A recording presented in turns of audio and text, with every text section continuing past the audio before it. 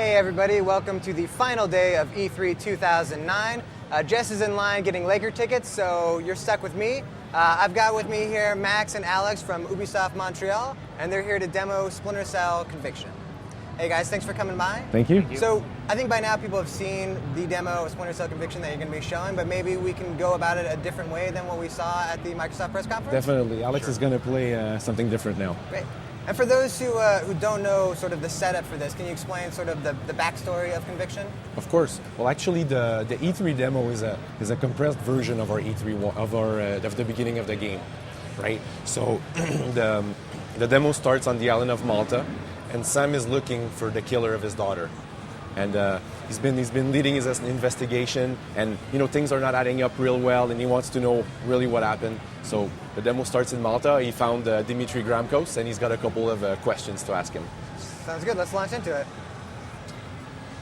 So this first part actually is showing off, one, you see the projection technology. Can you talk a little bit about how that works? Well, it's an actual light that we're using to project, right? And we use that to project movies and your objectives. And I think it's super interesting because it really allows us to have a cinematic feel, right? We're kind of breaking the fourth wall, and it really allows us to keep the player in the game while we're giving him his objectives and telling the story. Right, and this is all dynamic, this interrogation. You don't have to kick this guy against the wall. Exactly. And in fact, towards the end, in the demo, you slam him against the mirror, but if you didn't do that, you just wouldn't see that, casting of the icon of the game, right? Exactly. All our environments for interrogations are all destructive. They all have different animations that we've mocapped. You can even see the facial bruising now that's on Gramkos. That's all dynamic also. There's the projected movies. And you see it's a light, right? So it's all projected on Sam and him. Fantastic.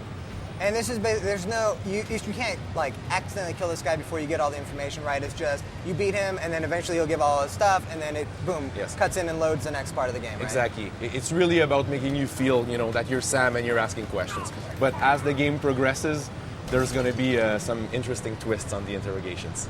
Sounds good. And what people didn't realize, I don't think, from the demo is that this is actually your loading screen, right? It's basically a cinematic that's playing while it's loading in the game. Exactly. I mean, no one likes loading screens, right? So we want to hide them as much as possible.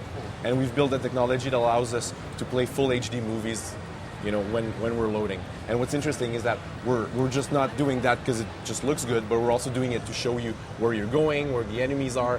So in the demo, you can see, Gramkos that's talking to you is he's in the mansion, watch over the guys in the front, and the camera goes on the side, watch over the guys on the side. So it's giving you a little, gameplay tips. Right.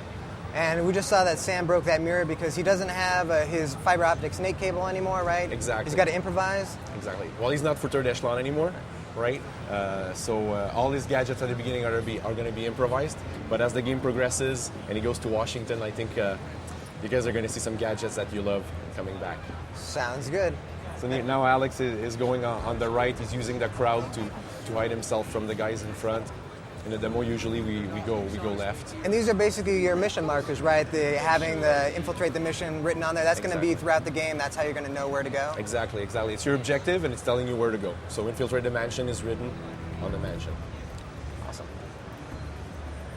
And this is sort of almost a classic stealth kill, I'd say, from Splinter Cell. People have been doing this for a while. They love it. We wanted to start that way, but at the same time, we wanted to show how faster and more fluid it was. Right, so the first thing you see is Sam hanging on the ledge, moving ultra fast, and then throwing the guy down, super dynamic.